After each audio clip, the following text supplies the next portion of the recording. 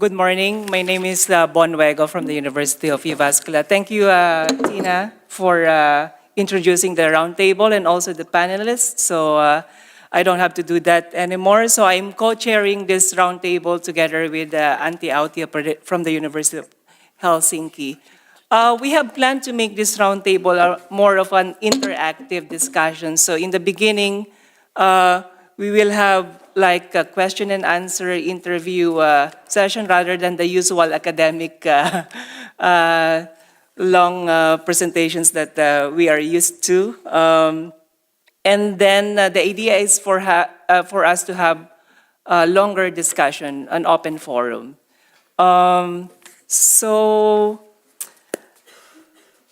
The speakers have been introduced already, and the theme, again, is about inequalities in education, which is a broad topic. And we are pleased to have a good set of speakers who are seriously exploring this theme. But let me start off with a question, I think, to my colleague here, Tiina, about the theme itself. In particular, how are inequalities in education manifested in the everyday practices, maybe at diverse levels of education? Okay, thank you very much for the question. So, thank for inviting me to this panel. I'm the coordinator of the International Master Degree Program of Development Education and International Cooperation, but I have to say that I haven't been researching education as such. My research field has been in the civil society. But anyhow, of course, in our master program we have a lot of discussion about education and its role in development and also inequalities. And as Professor Barry Gill stated yesterday, there are many kinds of inequalities. I mean, the dimensions that we can see the inequalities, and that kind of shows also in the different levels of education. Of course, one of the most evident ones is between the rich and poor, or the more well-off and poor, because even in the level of primary education, those who have a lot more resources at their disposal, they have a lot more possibilities to choice, possibilities to actually access to education. Because even if we have kind of free universal education in most of the countries at the moment, it doesn't mean that it doesn't cost anything for the families. Even if the education is kind of free, there's a lot of contributions that the parents have to make in order for the children to actually attend the school, access the school, and be served by the teachers. So it is about if you can afford to go to school as well. And as we heard also yesterday about the microcredits, for example, this is something that we have, for example, discovered when we did some studies on mutual self-help groups in Tanzania. So taking a loan, microcredit, one of the most important reasons is that I want to send my children to school. So it means that for the poorer people, it also educating your children also can make you worse off in terms of the economic situation, entering into more and more debt. And of course, this applies much more to the secondary education, vocational education, and university education, which is not free, but you have to pay. Okay, that's evident. Then, of course, the gender inequalities in all the levels of the education.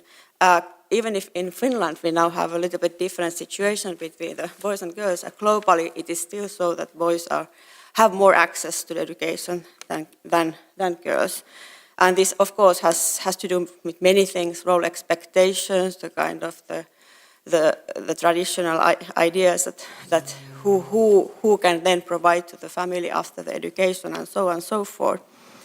But it's also when Bonn asked about the very practices of everyday life in education, the inequalities are also manifested in very practical material things like lack of toilets in the school, which hinder the access of education to girls, at least from the point that they start menstruating, and kind of these facilities. And this is also, and also in the secondary level and vocational education, university education, unfortunately still the females are more vulnerable to, for example, sexual harassment and this kind of practice for grades for sex.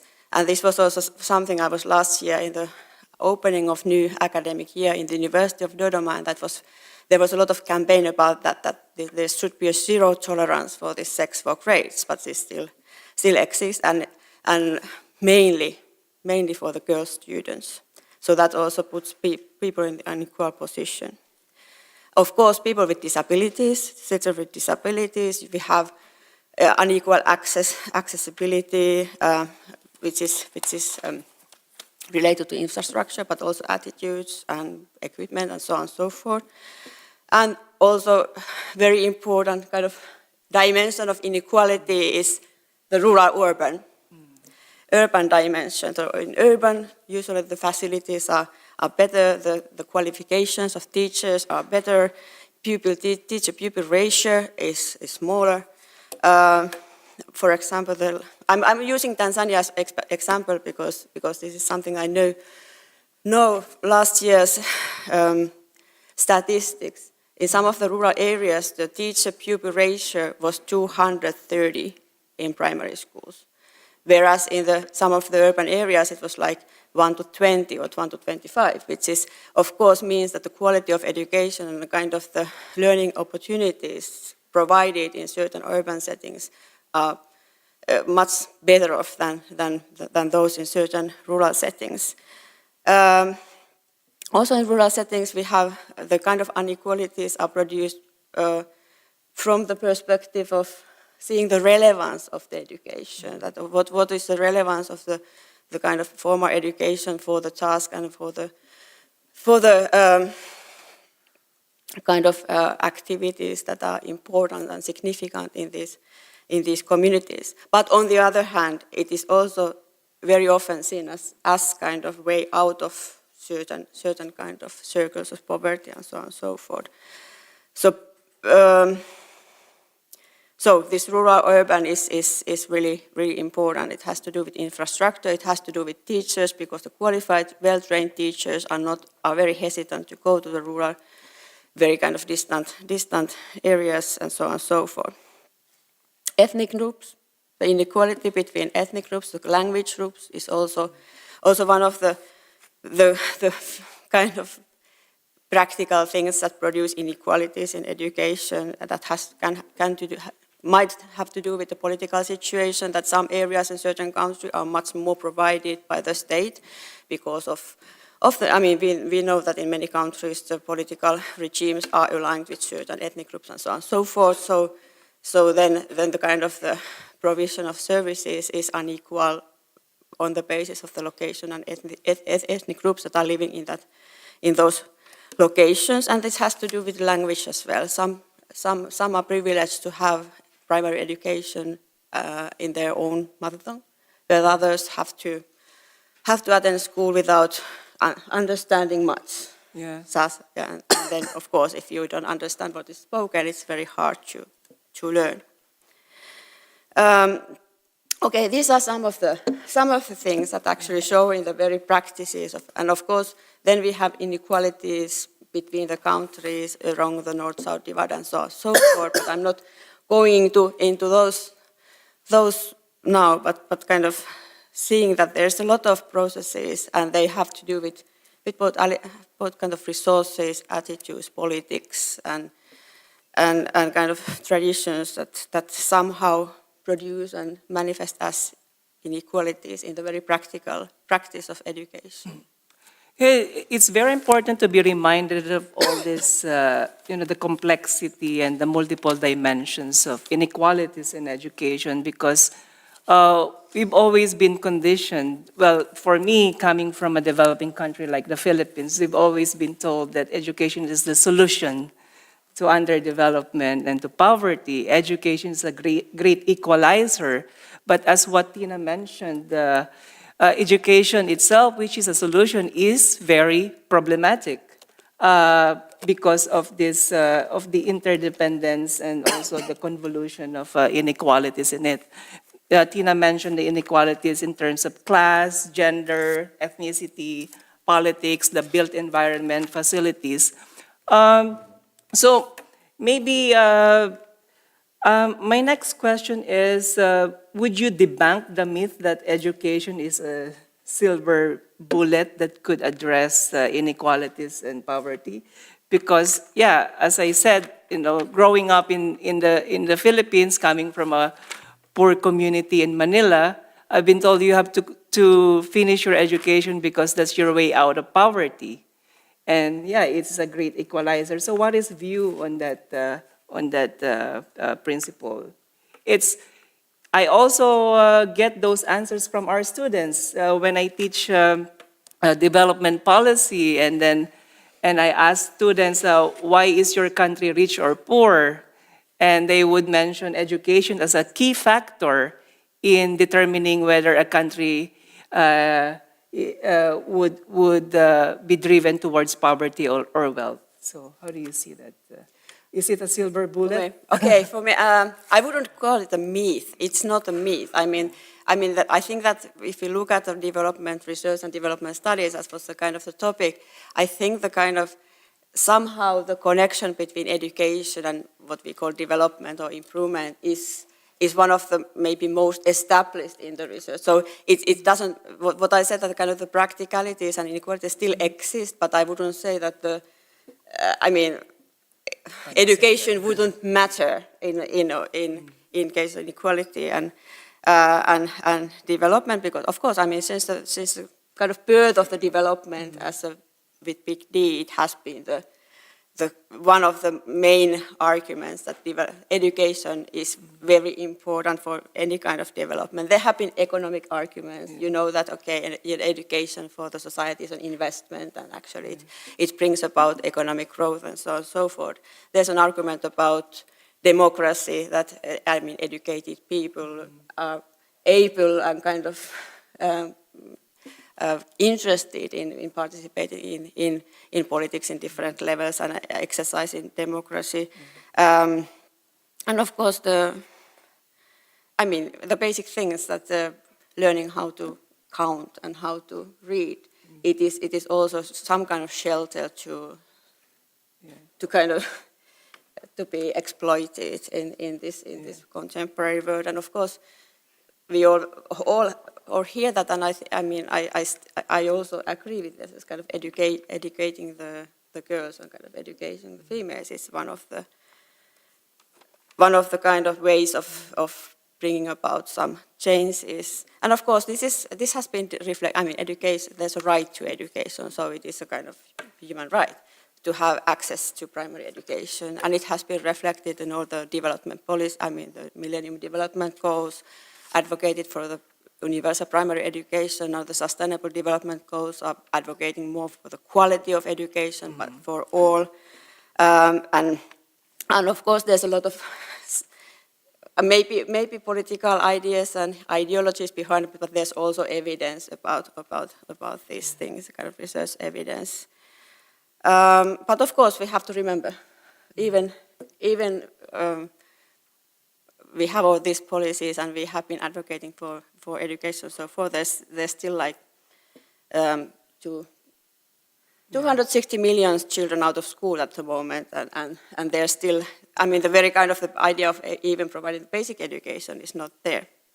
But of course, then there is this critical view that, okay, yes, you can say that education is a silver bullet, and I wouldn't say it's not a silver bullet. Education doesn't solve everything in development, because you have to have other things as well, which has to do with the political and economic development, because one of the critiques is that in the education, the competencies you are gaining are not meeting the needs of the labor market in this particular country and so on and so forth. So actually it produces unemployment rather than kind of social mobility.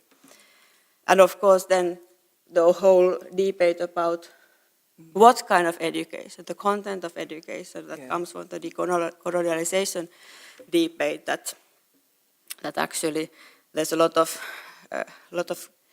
if we would say that kind of epistemic inequality in the educational systems, educational curriculums, educational contents, materials that actually kind of privilege the knowledge coming from the north, and also the colonial heritage of the education system in many countries produces perhaps, I mean, it provides education, but perhaps education that is not relevant to that particular context, or not so relevant that it could be. So that is one of the arguments in relation to inequalities, that we have this epistemic inequality, and I don't have any solution to that, because then I don't know how then the kind of the alternative, that we have a lot of alternative kind of education or kind of systems, but then what would it mean in this globalized world?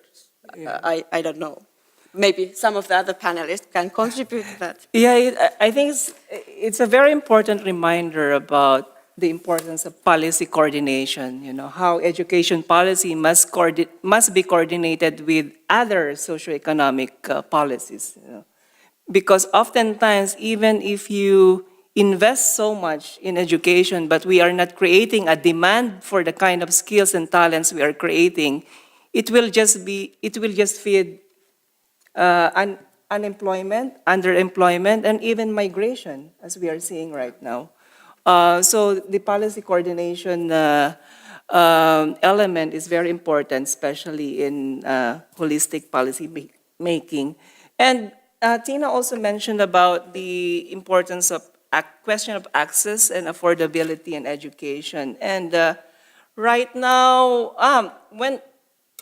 when I was a youth activist, there's always a debate about commercializing state universities, and there has always been debate about is education a right or is education a privilege. And now there's an emerging phenomenon, especially at the advent of neoliberalization, which view education as a commodity, you know, meaning that education is something that can be bought or sold. And here we are privileged to have Helena from the University of Helsinki, who looks into this issue of the commodification of education. And how do you see the relationship of this commodification of education with the problems of inequalities? Is there a correlation or causality between the two, or interdependence? Yeah, thanks, Bonn, for being here and for having such an opportunity for discussing these interesting questions. And related to this topic of like the interface of commodification and inequality in education, I see it as very problematic, and even like deepening the problems that were already mentioned by Irmeli, by Tiina, by Tiina today. So the phenomenon of commodifying education is like increasing inequality in my view, because there are different interests coming into the education field, different interests emanating from like economics mainly, and where profit assumes a bigger role in terms of education, but also in terms of policy making. And it drives differently like the logics of education systems and the logics of social services. So education, as Bonn said, has become more and more like a good or a service that's being sold. And this is not only valid for the private sector, but also it permeates the public sector, because the kind of the mentality of these new governance models, they create this possibility of thinking education as something that could be profitable. And this is very problematic, because once you think about education as something that could be profitable, then the interests of the different actors that are involved in this game, they are moved towards profit instead of like the public good or education as a right or even education as a privilege. So it changes, it turns education upside down and it becomes something as commercialized as any other like good that you can find in grocery shops or anywhere. So and if we consider that some societies there are very unequal, they have lots of social inequality, and if we think about any other goods that are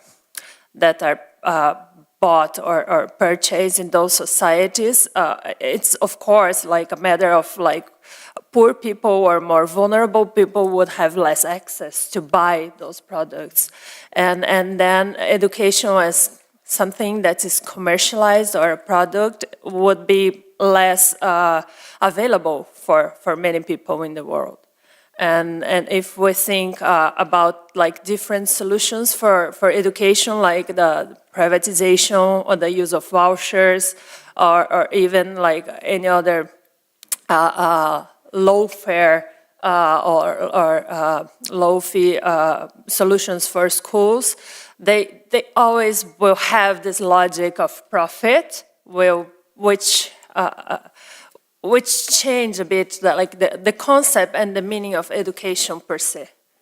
Yeah, since now you're working here in Finland, there's this, there's a brand right now on Finnish education export. I was, working in Jyväskylä also, which is like the center of teachers' education, and some of my colleagues were teasing me that, when you don't have an academic career anymore, I have to go back to the Philippines and Asia, and then have that as my business, because I have a PhD from Denmark, and then I work around the Nordic countries. I can just promote Nordic or export Nordic education system and principles to Asian countries. And it is actually happening right now, in China and parts of Asia. I also met one Finnish rector of a high school. They just set up a school in Vietnam, and I said that's not my idea of working on the education sector because they would like to create a private educational institutions in Asian countries targeting kids and children of well-off and, let's say, elite families. And for me, I have a much more holistic and national perspective. So what are your thoughts about this Finnish education export? Is it a manifestation of what you mentioned about the commodification of education? Yeah, this has been the main topic of my research recently, and I think the phenomenon of Finnish education export has like a very straight connection to the phenomenon of commodification. Like the idea of like building a package of something or some sort of education that can be exported, it exemplifies that education could be considered as a good or a service or as a commodity. And the Finnish education has been like a global benchmark since the success in PISA 2000 and the following years. And even though the PISA scores have been dropping lately, like Finnish education has been successfully branded all around the world. And there are many, many countries like using Finnish education as a reference, not only in terms of buying or making this like financial transaction of like purchasing packages of Finnish education, but also using Finnish education as a reference for policy making. So, and then there is this kind of idea that Finnish education is supposed to be good, it's supposed to be the best one, and everybody wants to do the same as what the Finns do. But I see, and in my research, I see it as a bit problematic. Like, of course, Finnish education has many good qualities and lots of strengths, but what happens in Finland happens because it's in Finland, and because of the local context, and because of the way that Finland has been developed along the years, and because of the people who live here, and the cultural values, and also the ethical values of the society, and there are many other variables that contribute to the success of Finnish education. So I see that it's not something that could simply be put in a package and exported somewhere else. And especially because, like, the other side or the other country who is buying such a package, it is totally different. And sometimes what I observe from many Finnish edupreneurs who have been selling the Finnish education is that they are not even considering, or they are not even aware of any difference in terms of context, or in terms of like different values of education. And even education itself means different things in different contexts. So different countries that have different goals with education, and they have different purposes when they are investing in education.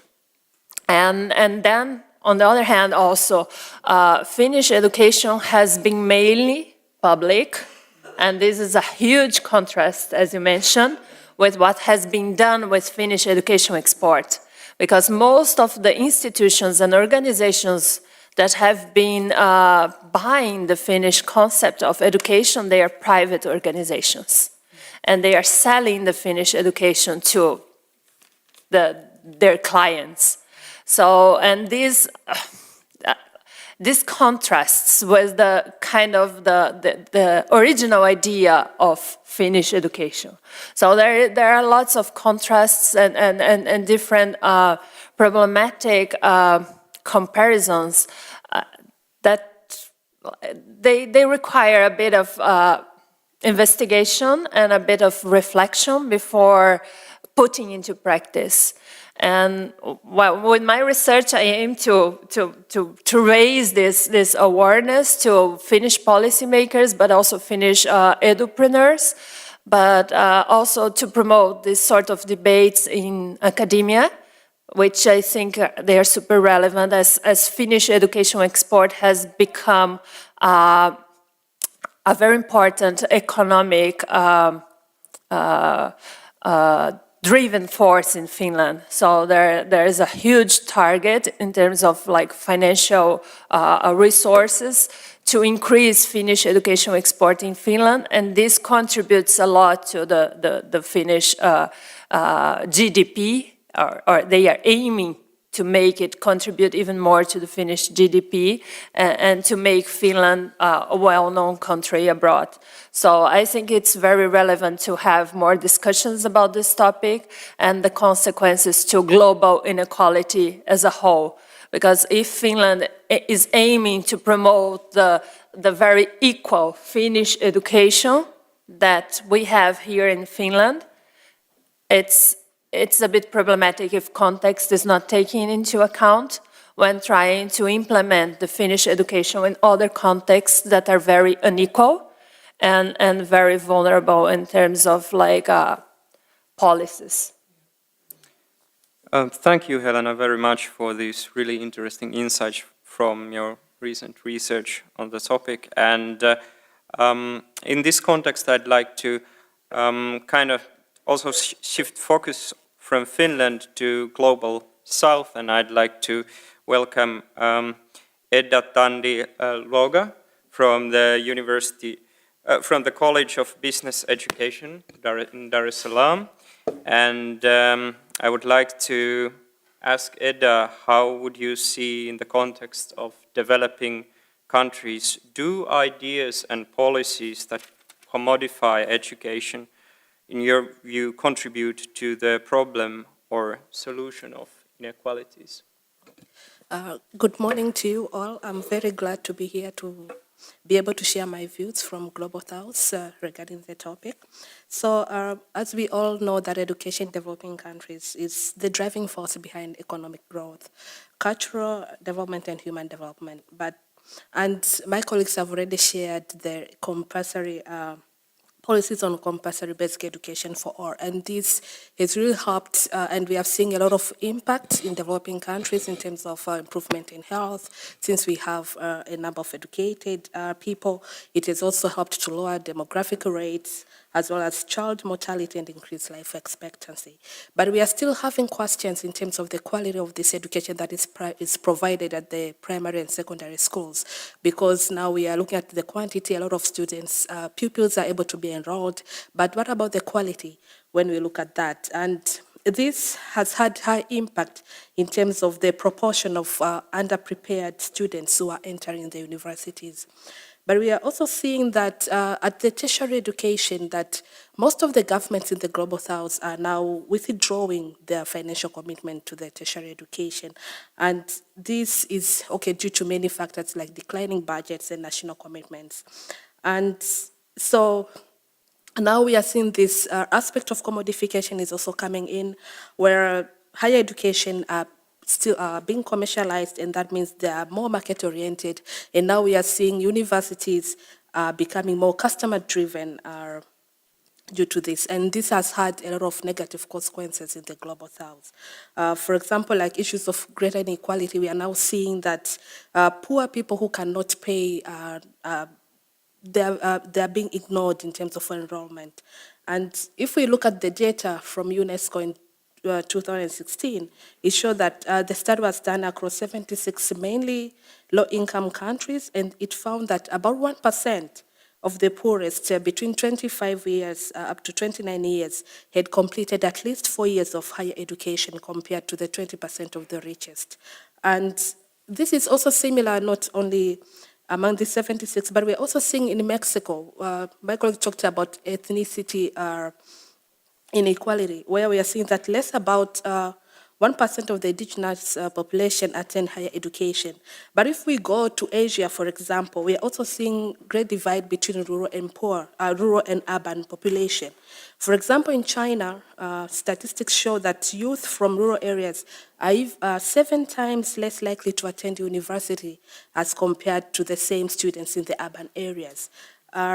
So generally, access to higher education has expanded most rapidly in the wealthier or developed nations, but if we look at the developing countries, the statistics are not the same. The same report by UNESCO in 2016 showed that only 80% of their young adults are enrolled on average in sub-Saharan Africa compared to the 75% in Europe and North America.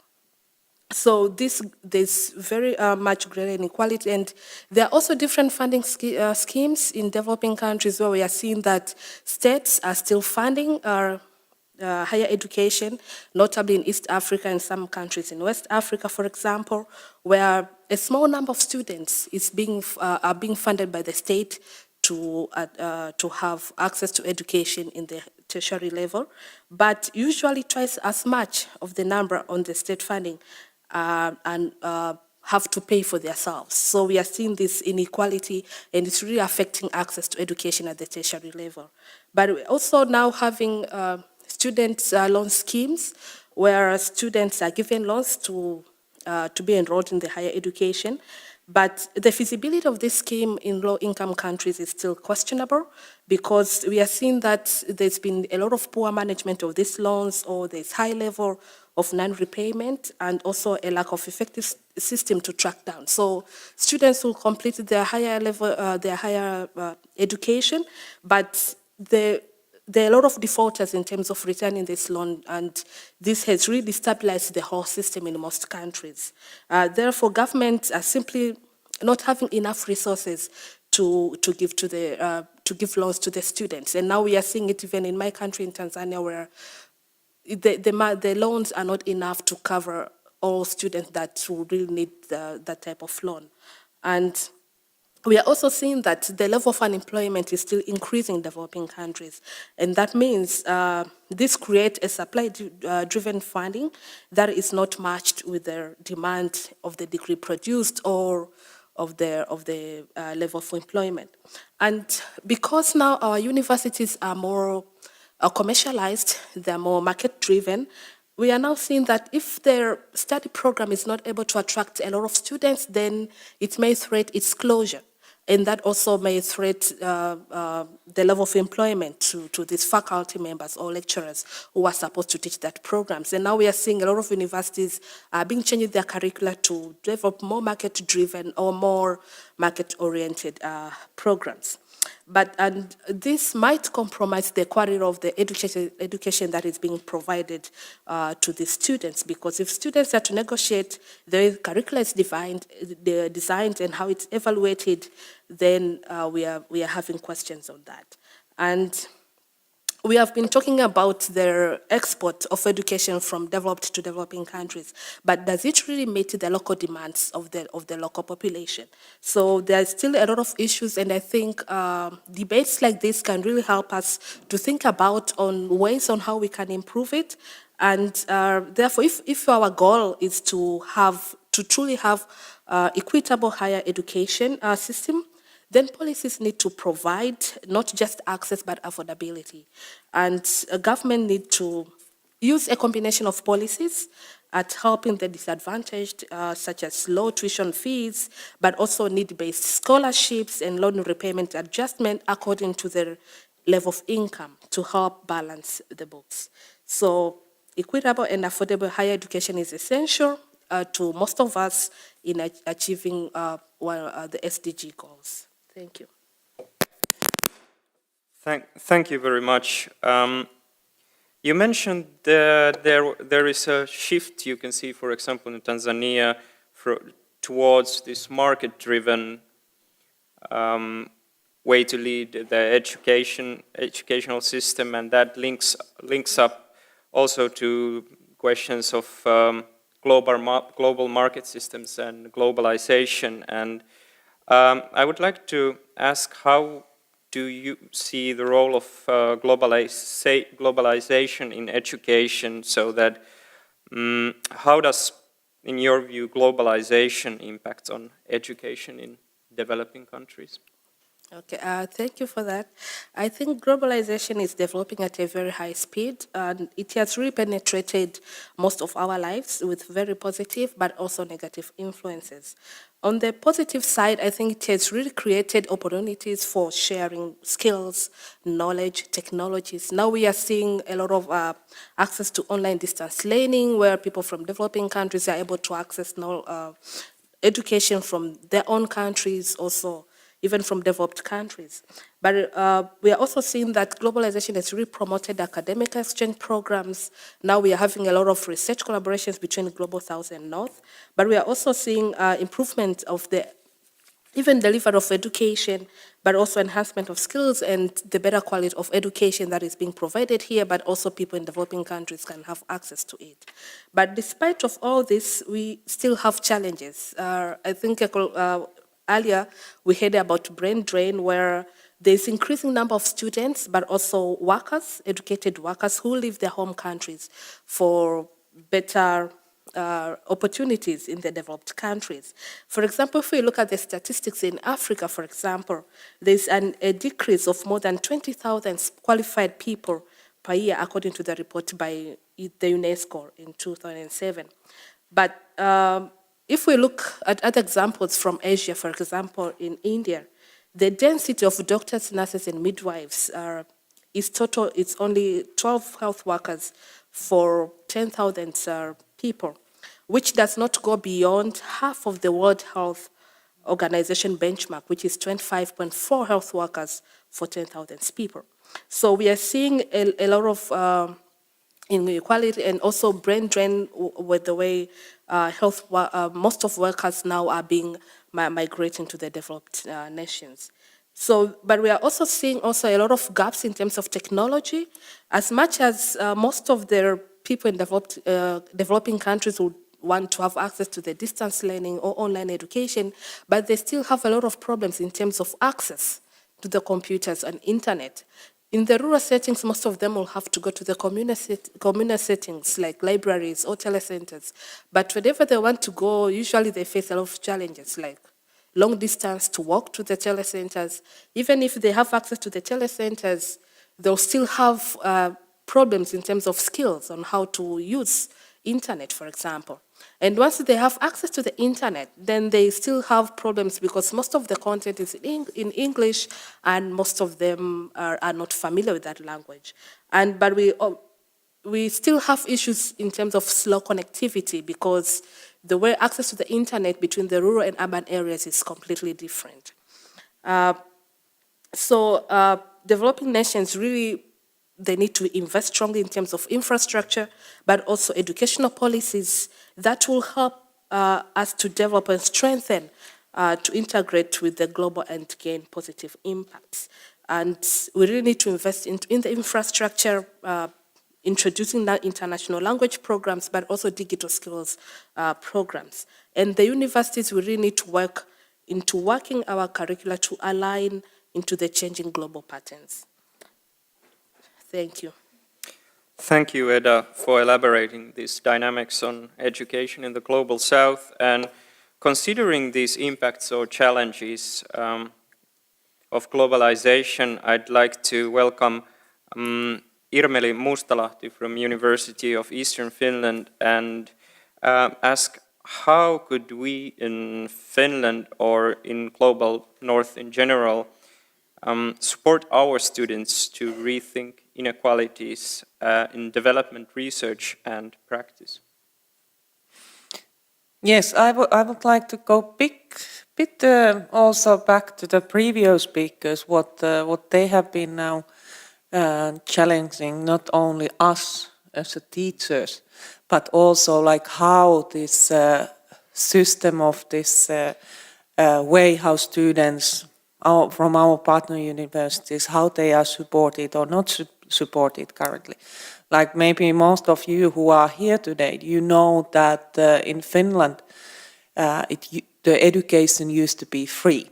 Also, the students coming from these various, our partner universities and various countries to study here, also outside of Europe. And now the fees have been introduced. And it is interesting what happened in the first, like I'm teaching the students under this so-called environmental policy and law, international environmental and policy and law master's program. And the first years, the number of the students actually went down, but now the number is coming back again. So it seems that these fees, those are not the problem, but who these students are, where they come, what is their background. That is something what should be studied now in Finland.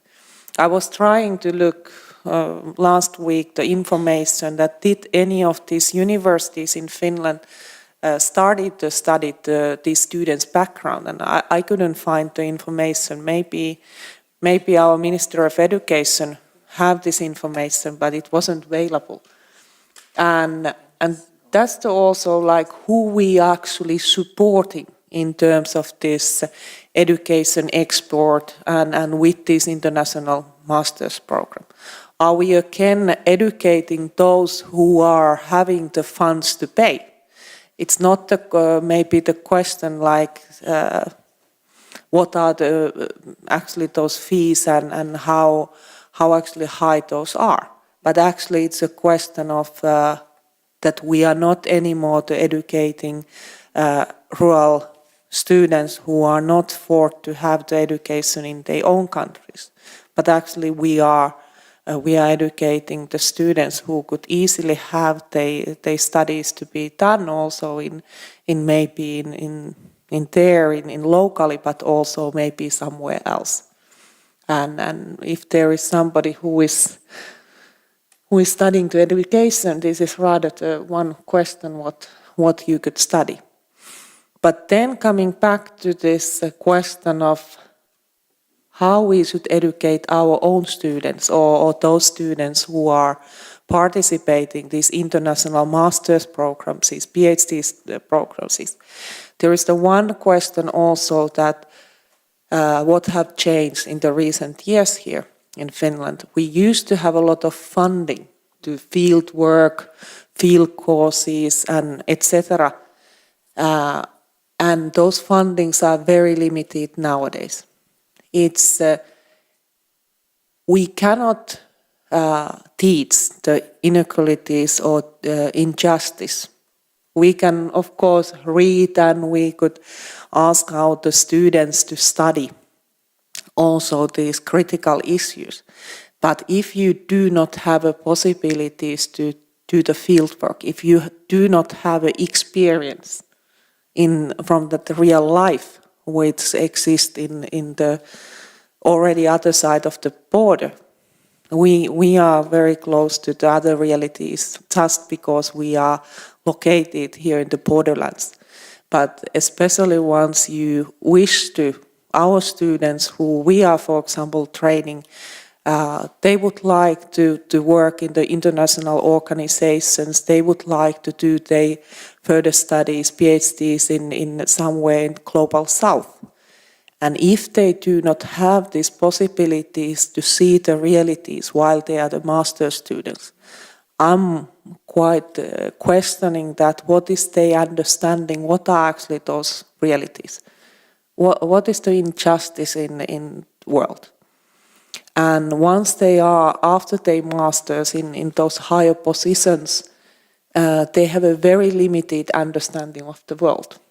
And that is also something what we should discuss with our Ministry of Education, but also various funding organizations, that how we could better integrate our students to not only through the education and through the fieldwork, but also through our research projects. We all are running the various type of research projects in our partner countries, and how we could integrate, what could be the funding ways to also promote this type of more interactive learning processes, more transdisciplinary learning processes where the students are involved. I think it's time to open the floor now, and we will give the final words to the speakers later on. So, we still have a long list of questions for them, but then we should have an open mic now. I think Antti will go down to the stage to collect questions and comments from the floor. So, who would like to say something? Questions, comments? Yes. Hey,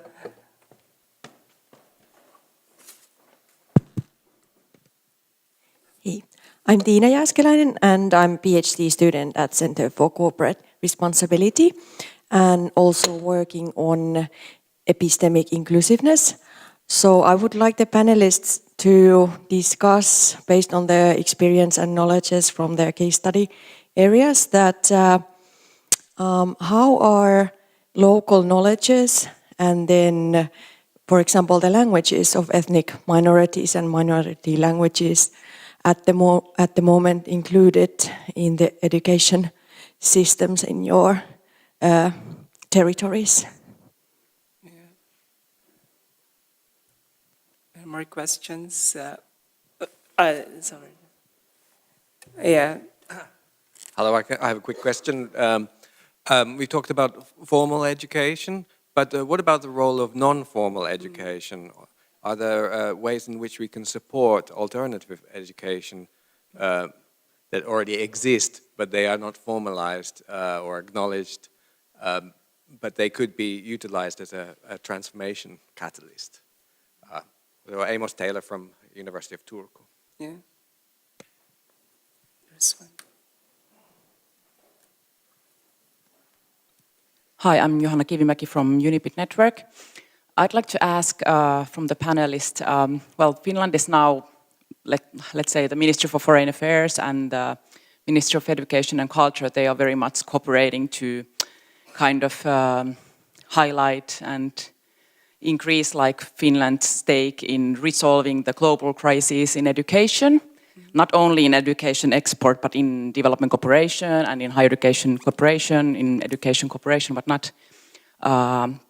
So just kind of like a quick, I don't know, one key message for these people, like what would you want to point out, like for the policymakers that are planning these kind of endeavors?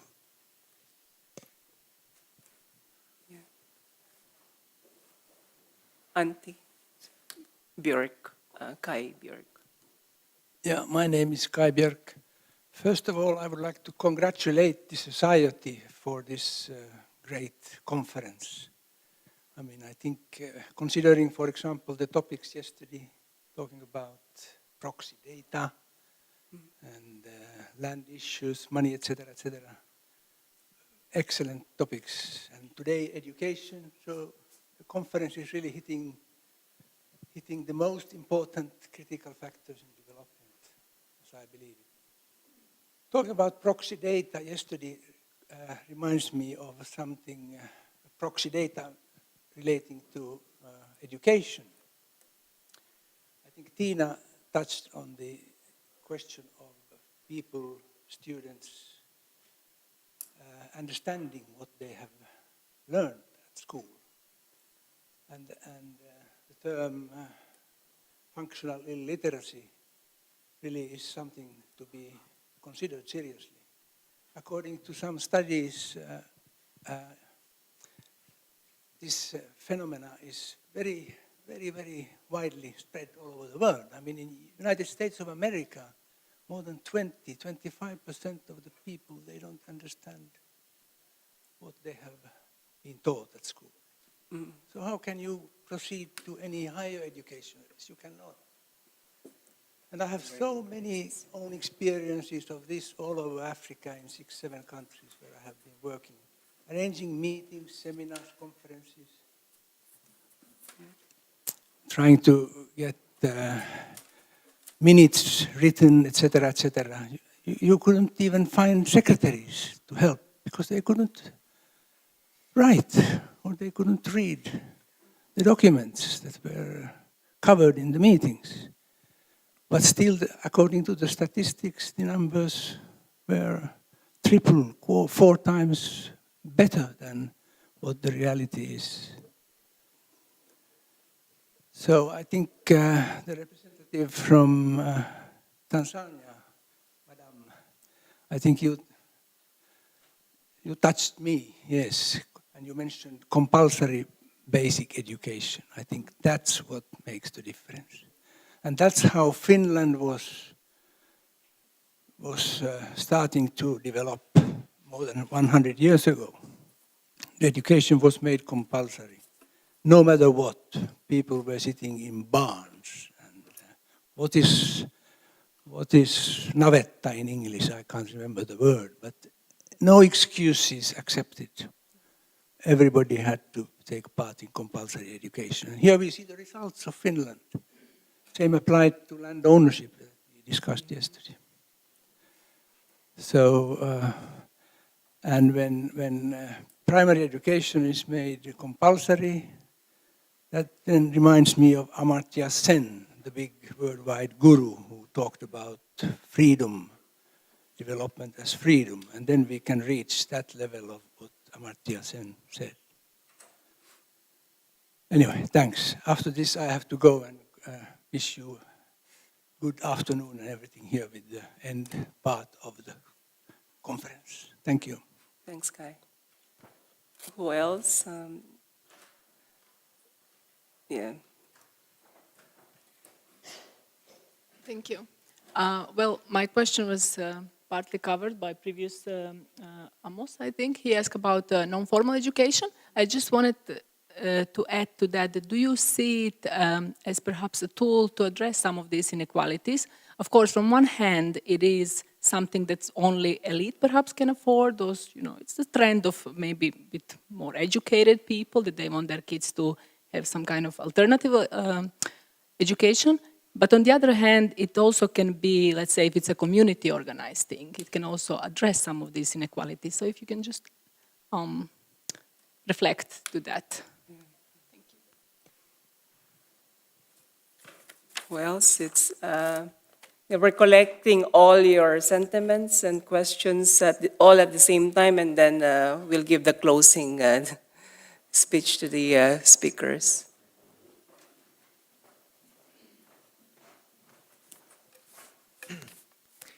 Hi, my name is Will Lafleur. I'm just beginning a PhD here at Helsinki in Development Studies, and I spent the last 2 years at University of Oulu in their education and globalization program. So this education is a lot of the topics you're talking about. I've become familiar with, and I guess my question is about. I want to try to place this kind of issue within the current ecological crisis that we are now have entered into, and its implications for education. So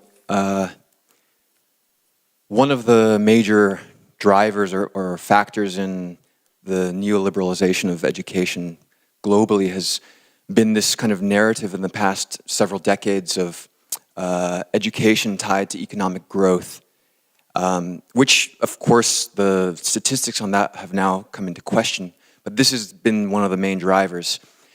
And it seems to me that the very origins of the kind of education which is now spread around the world developed within a system, a burgeoning capitalist system, which we know now is very much responsible for the ecological destruction which we are now in the midst of. And so my question is, what is this responsibility for education and educators and administrators to completely reevaluate what education is trying to do? Because if education is trying to put people into jobs that are just reproducing the possibilities for ecological destruction, what is the point? So with the idea that education perhaps needs a very fundamental restructuring with these considerations, what are the implications for opportunities and I guess roadblocks for inequalities in education in the global north or south? I guess it's a question for all the panelists. Yeah. Anything else? Okay. Yeah. Last call. Okay.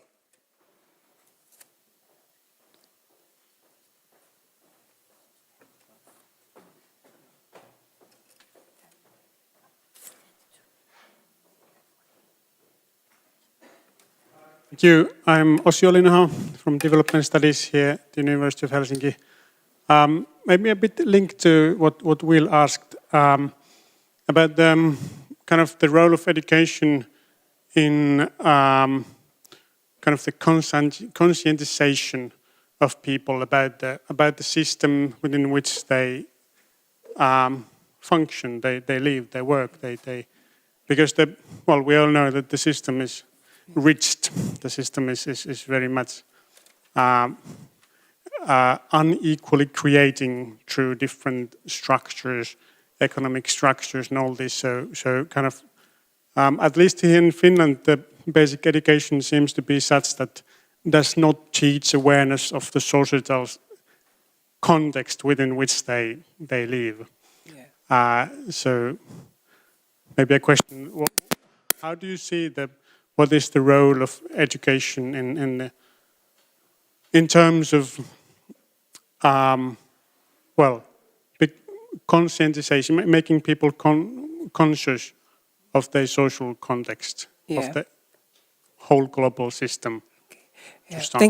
Thank you very much for all the comments and questions. Now I'm giving the floor to the speakers to respond and also make it as their final statements. So I think we can start with Helena. So there are questions about indicators, maybe PISA, standardization, And then Tiina could follow to address issues on global learning crisis, and probably Irmeli can also reflect on issues like transdisciplinarity and other related questions. So yes, Helena. Hi, thanks for the good comments and questions. I will just sum up a little bit of everything I heard from you. And coming from the global south myself, I'm Brazilian who lived in Finland in the last 5 years.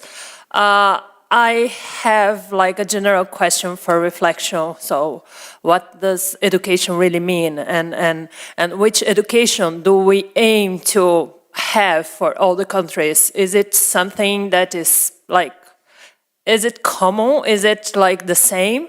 And isn't it like something that is somehow dictated by the global north? And we need to like think about the different possibilities of doing education in formal and non-formal like settings, but also thinking about the local context, as mentioned.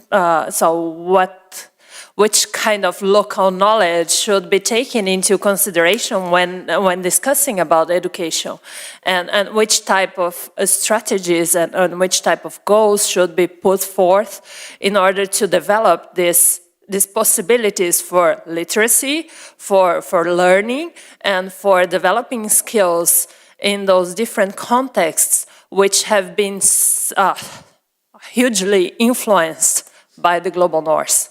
So shouldn't we think about like different possibilities of education instead of setting like global standards, instead of trying to solve the global learning crisis from ideas emanating from the global north? Shouldn't we like invite different participants for dialogue and for discussing these issues and giving like more value to local initiatives and to local communities and different sorts of knowledge that are all around the world and not only located in the global north?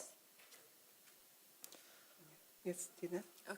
Okay, thank you. Maybe I continue from the global learning crisis, which has to do at least from the question about the proxies of education and maybe then a little bit non-formal education. It is of course, it's we have been talking about the global learning crisis for a couple of years now, and the main message is schooling is not learning. So we cannot kind of use the access to education or even attendance to education as our indicator for learning. And the kind of the main realization was that even if pupils are in school for 4, 5, 6 years, there's a huge inequality in learning outcomes. So in some people after 6 and 5 years in primary school don't have the main, very basic skills of literacy or numeracy, whereas others are already measured in this kind of terms very well advanced. And I have to say that of course, this global learning crisis is not only the problem of so-called developing countries. We have similar phenomenon in Finland that those, finishing primary school, there's a portion of pupils who don't have the basic functional literacy, even if they can write their name, and this is a kind of measurement, but still they will struggle in any kind of secondary education. Of course, learning, if we want to look at the learning, you can see it from the very, cognitive point of view, the problem of the modes of instructions, pedagogy, and so on and so forth. And there's a lot of things that kind of contribute to non-learning in the schools, and also related to the relevance of the kind of idea, what kind of knowledge is taught in the schools, and how much you feel that you really need this knowledge, so it is somehow contributes to your needs. But then there's also the very basic questions about teacher absences, teacher qualifications, access to different kind of materials, and so on and so forth. A lot of things that contribute to the phenomenon of non-learning, even if being educated but not learning. And especially, that has to do also with the measurement. It's quite simple to measure the basic literacy if people do know how to write, understand, and to count something. But for example, the question related to conscientization or the kind of critical reflections of the societal, there's few studies on that, and the kind of argument that we should more and more study also whether this is learned or not at schools, but it's very hard to measure. How do you measure the kind of critical thinking? But maybe the basic idea is that taking the quite, the pedagogical style of repeating and the kind of learning by heart, one might say that maybe the critical conscientization is not a result of the formal education system in many countries. And that also brings us back to the politics. It's not maybe even interest of the political regimes to have this kind of education system that would produce critical citizens. And that's also why the quantity over quality of education is privileged by the politicians who make the decisions about distributing the budget for education sector is privileged. And there's many reasons why maybe the quality is not actually the primary. And it's somehow left in many countries. It's kind of division of labor that the donors that come with their funds, they are taking care of the quality and kind of with disparate projects and so on and so forth. So it's not part of the political system. Yeah. So, okay, and then one word about the non-formal. When we speak about learning, of course, a lot of learning takes place in everyday life and non-formal places and participating in things. And I think that is also where most of the critical thinking might be learned. But it also has to do with the context of what kind of initiatives we have and so on and so forth. I'm not going to... Yeah, Irmeli? Yes, but that's what Tiina is saying. Actually, it fits very well to my understanding of learning processes. It's a youth organization, it's a different type of civil organizations, name it, where the learning processes also take place, not only in the Global South, but also here in Finland and elsewhere. And we are not just talking about the schools, but we are actually talking about learning, access to learning in various ways in the society. And it also connects to the indigenous knowledge, transgenerational knowledge, which also connects to very well this that are we supporting the well-doing? Do we actually just count the numbers, how many students are there at the school? Or do we actually count this well-being, how actually we are also connected to these transformation processes? Which I do think that we have a lot of also possibilities to learn from those countries. We are actually globally now in facing the era that we do not know what happens. What is actually the reality in these the younger generation, what they are going to facing? Once, for example, we look at the transformation towards these biosocieties, where we cannot anymore aim the growth. The reality is that the next generation won't necessarily have a permanent position. They won't anymore to generate the wealth in the same way how we did. And it's quite important to understand that we as well, we might need to learn from those societies which have a long experience of these type of very unstable situations, which we are facing here in the north as well because of the climate change. So we are actually talking this type of co-creation of the knowledge with our partners. So the model of the so-called blueprint education export, I don't believe that, but I do believe that we need to be there. We need to also take part of this education export, education collaboration, and so on. if we are not there, there is somebody else. Yeah, thanks, and probably give the last floor to Tandi. Yeah, thank you. Just to summarize, I think we have seen that most of governments in the Global South are really committed to compulsory basic education, but it's just in the policies, in terms of implementation, it's still very raw. That means we really need to emphasize in terms of building infrastructure, having the right human capital so that we can really improve not only on numbers, but also on the quality of the education that is being provided. Because now we are seeing that a lot of pupils are being enrolled into the basic education, but we question the quality that is being produced, because most of them will only know how to write their names, but they won't be able to read or write properly.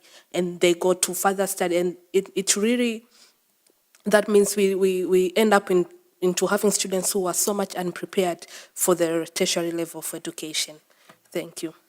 Yeah, so thank you very much. I think we now have to end this roundtable. Thank you for your cooperation and all the insights being shared. But finally, we have some token of appreciation for our speakers today. So the society has prepared some small stuff. Yeah. So thank you very much. The panels are now going on in their respective rooms. So thank you. Have a nice day.